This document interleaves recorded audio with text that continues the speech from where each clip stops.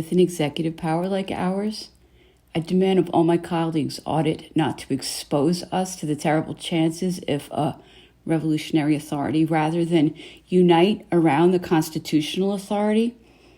What have we to fear from the Directory? It represses with a firm hand the royalists and the men of the Rue de Bac.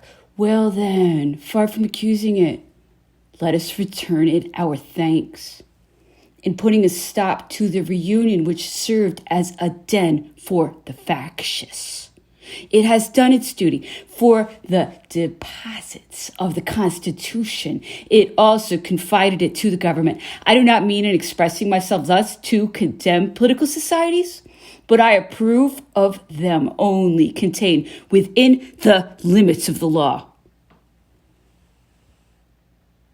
and submitted to the inspection of the government. Let us beware more than ever today of yielding to the revolutionary temptation, since no one will, as in Prairial, overturn the Directory. Let us fortify it by our confidence and cease to listen to the fables of royal treason attributed to the most illustrious Republicans. It is after the considerations which I have submitted to you that your Commission of Seven has rejected the propositions of our colleague Jourdain.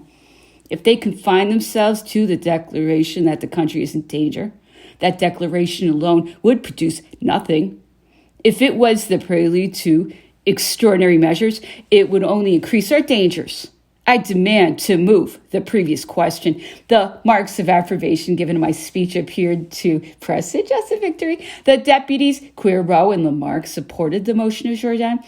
Dono and the president, Boulay de la Muerta, combated it. The Jacobin party beheld the hope vanish, which to them had appeared certain, and notwithstanding those new violences, the discussion was adjourned to the next day.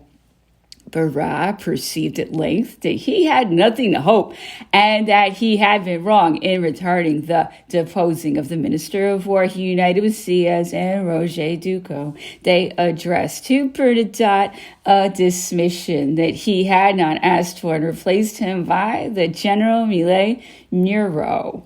They changed also the central administration of Paris and held themselves in readiness for the events of the next day. The news of these deposings troubled the Jacobins.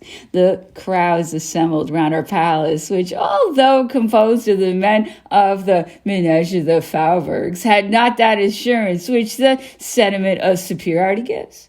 In going to the assembly, we traversed those disconcerted groups, and several among us reproached them severely for their temerity and recommended them to disperse. Some threats, notwithstanding, were uttered, and some deputies were insulted. "We will save the country in spite of you," they cried on all sides upon our passage. Applause unworthy of him broke out at the sight of Jourdain, whom the deposing of Bernadotte had exasperated. Renouncing all moderation with them, and scarcely in his place, he cried, "While you deliberate, they depose Bernadotte and Lefebvre." Till this is not true. I wish to believe that these changes are not the prelude of a coup d'etat. If that was true, let us swear that they should never take us from our chairs till after they had given us death.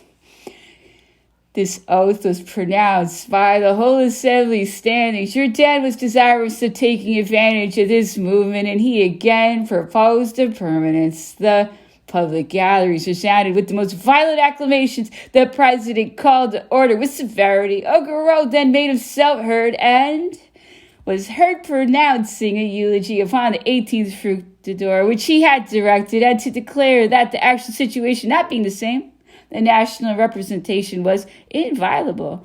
I repeated the declaration of Augereau, and I recalled the council to the question: we must be also inviolable against a coup d'etat, as against the crowds whose worthy clamors we hear from here. As far as these, we are all in accord, and this unanimous sentiment ought not to influence in the least our decision. Let the proposition of Jourdain be put to the vote. The council closed the discussion, and after 2 trials, they proceeded in the most profound silence to the nominal call. 171 deputies voted for Jourdain, 215 voted against him. We had the advantage of them thus by 74 voices. The propositions were rejected and the assembly rose. On quitting the hall, we again found crowds of the men of the menage, but the chiefs had disappeared. That day, the 20th Fructidor proved that new revolutionary experiments were odious to the majority of the directory and almost the whole of the Council of Agents. It proved also that the population in Paris did not care to see the authority pass to the Luxembourg, to the legislative palace. See, as strong in the approbation of the people and their representatives could give himself up to the hope of snatching the Republic from the evils which oppressed it. Our success, however, had only depended upon a few votes. It was not sufficient to have avoided the abyss. It was necessary also to secure ourselves for the future. We felt that inevitable necessity. The Jacobins had not concealed from us that they intended saving the Republic without us and in spite of us. Every night there were secret reunions of the party whose exultation was fearful. If you were not beforehand with our adversary, said they, an insurrection in the Faubourgs will overthrow it. Although everybody talks about the Constitution, no one has any longer the slightest confidence in it. The question reduced by the force of circumstances to this dilemma: either let the Jacobins accomplish the change or act against them. On both sides, the conviction was profound. Jourdan and his friends thought they acted like good citizens in concentrating their power in the Council of 500 and in following the revolutionary route open already by the laws of the hostages and the forced loan. Their error was deplorable, but they had no more secret intentions or personal motives than we had. They did not consider that the measures which had succeeded in 1793 were impracticable at that moment because the mass of the people held those measures in horror. They did not see that the resources of the national domains no longer existed and that in the impossibility of creating new assignats, it was necessary to have recourse to credit, to the public confidence, which trembled at the clamors of the menage.